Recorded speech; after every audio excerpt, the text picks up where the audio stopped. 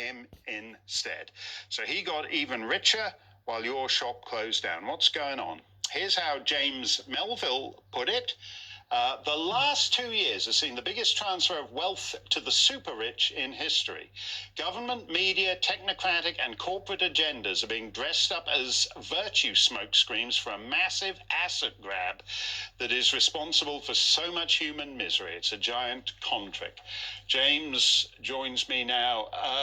It's that obvious, isn't it? It is for us, but not for most people. It's under the smokescreen of virtue. If you look at, for instance, the top 10 richest people in the world have doubled their wealth over the pandemic. But 99% have seen a decrease in wealth in real terms. And the auspice of virtue keeps coming up, whether it's stay safe, it's for your security, it's for your own good.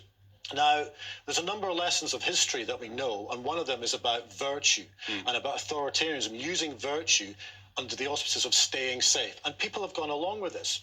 And I'm staggered as someone who sits on the left of centre, even though a lot of people will say now that actually I'm some sort of far-right conspiracy theorist, which I'm not. My views are fundamentally the same.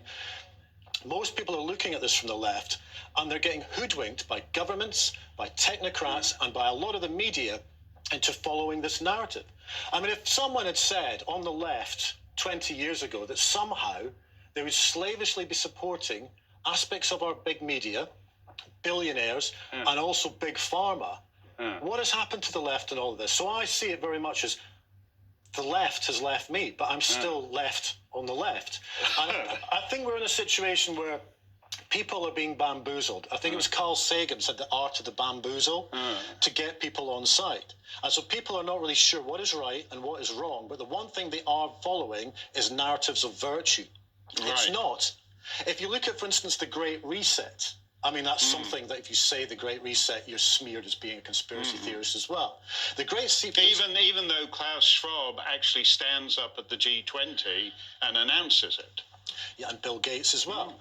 But if we go back a few years, they were talking about this. This is not just a random press release. It's not even smoke and mirrors. It's all out in the open.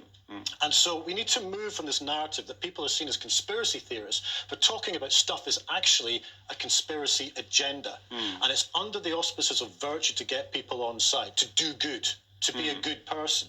But actually what we need to do is take a step back from that and realize that it's a massive asset grab.